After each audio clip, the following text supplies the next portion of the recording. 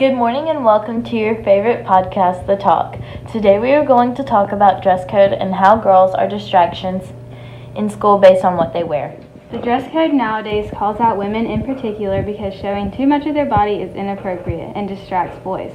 Although we understand the purpose of a dress code, we feel that the rules are too extreme. Only 10% of schools have a school-issued uniform, but students still seem to get called out of class for not wearing the uniform in the right way. Girls getting called out of class to change their clothes takes valuable time out of their day, which is also taking away their time to learn.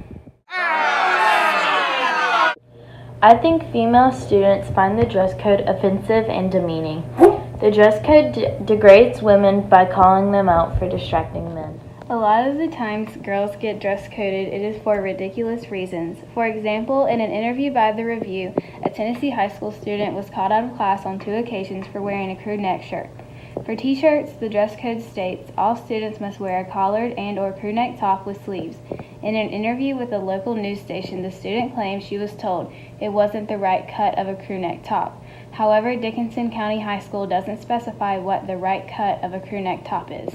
I see nothing wrong with that shirt. I think teachers call students out because of their personal opinions on what students are wearing. Teachers should not be allowed to have their own interpretations on the dress code if it is not stated in the handbook.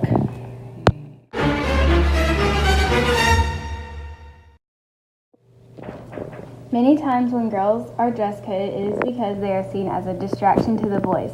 For an example, in an article by 20 Infuriating Examples of Sexist and Discriminatory Dress Code Violations, Ari Waters, a 7th grader in Ohio, chose a knee-length yellow dress to wear to her school's dance. When she walked into the dance, Ari was told to put on her jacket because her dress was sleeveless. When the mother asked how her daughter was violating the dress code by wearing this dress, the school's vice principal said her bare arms were sexual objects and cannot be shown. This is a pure example of how schools are more focused on males and their well-being. How are bare arms sexual objects, especially on a 7th grader? This discrimination on women needs to stop.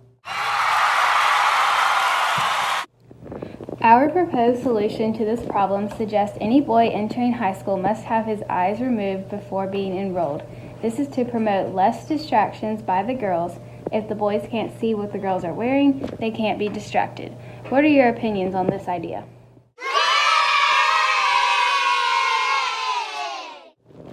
I agree with your proposal because it is a simple solution to a big problem in today's society. From what I have heard, 70% of blind men are less distracted by women's clothes. I agree. Now, a commonly asked question is, how will the boys adapt to being blind?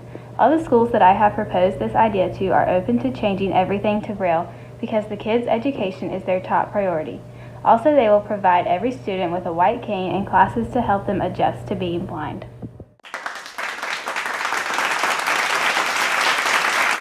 How will the boys be able to get to school? They can't drive now that they are blind. School buses always run to and from school, and with less teenage male drivers on the road, there will likely be less car accidents.